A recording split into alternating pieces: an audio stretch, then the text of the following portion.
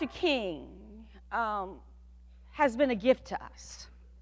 And we often talk about him being the dreamer. But I've come to tell you today that we are all the beneficiaries of the dream. Regardless of who you are, where you came from, we are all beneficiaries of the dream. And so the challenge today, and my topic is, where you going to be standing? Where are you going to be standing? There is a song that Sweet Honey in the Rock, a folk group, does. It calls Where You Going to Be Standing When the New Day Comes. And that's the challenge. Where are we going to be standing? Today, I think we are to talk about a great leader, a man that all of us have heard about, read about, have wanted to meet, wanted to hear how he made such a difference, not only in this nation, but in the world. The short time that he had here on earth. I remember when he was young, when they first started talking about Dr. Martin Luther King. We didn't know then at that time exactly who this person was, but we soon learned. He was a man that had been, I would say, converted, like you said, when you get religion. He was a man that had experiences in his life that caused him to be determined that there were things that were wrong in our nation, and he could do something about it. He was one person, but he knew that within him, once he decided, he knew that he had a purpose here in this world. Dr. King was a man of wisdom. He was a man that had experiences that made him determined to say enough is enough. We have had enough that it's time for us to speak up, to stand up. And my first time hearing him speak was in Newport News, Virginia. I heard him there, and then he was to come to Norfolk, but that night the weather prevented him from getting here. So when we were able to bring him to Suffolk, we brought him there. We didn't have a venue to take care of him in a hotel or a center. So it was at a ballpark. He came to Suffolk. I was working with the committee.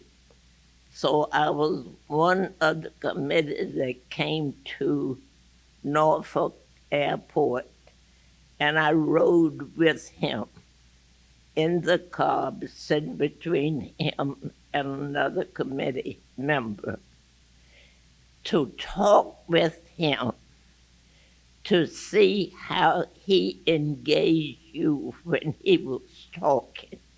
He didn't just look down and look around. He observed things as he passed them. He was talking to you, asking you about the racial setup in the Nansemond County. It was then, but Nancy City. He wanted to know about the education, about employment. He wanted to know things before he even got there. Quite a bit he knew already.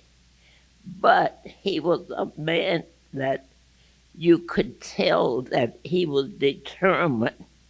I made up my mind. I'm not afraid.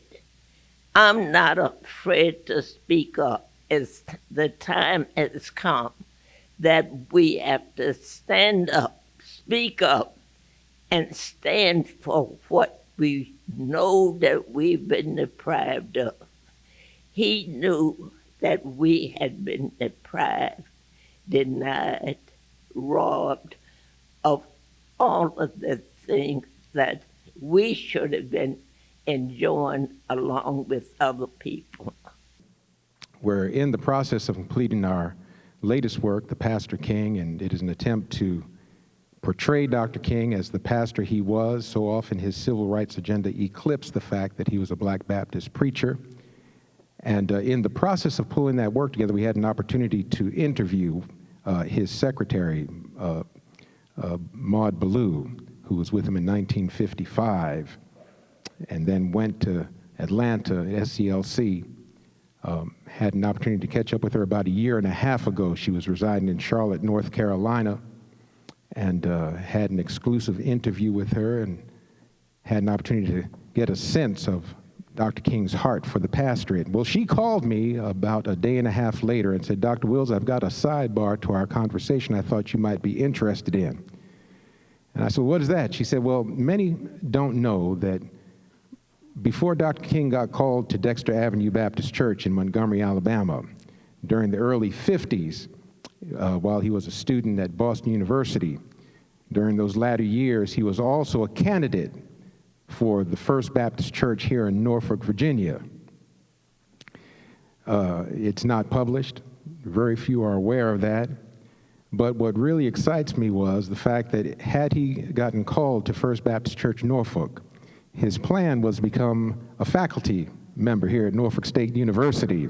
My daughters and my sons, today that you are called on, where you going to be standing in the new day comes. You got to reach deep, because they're going to tell you, because you're a woman, because you're black, because you didn't know your mama, because somebody was an alcoholic, because you're the first generation college student, they're going to tell you you can't do it. Well, you tell them that's the old story.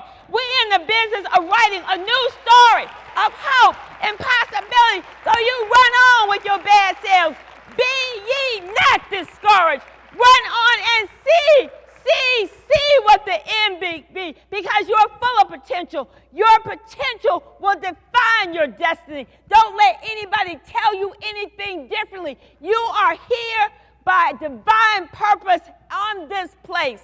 Go on with your bad selves. Be ye not discouraged. Write your own story, because I am believing in you and the world needs you. Be blessed.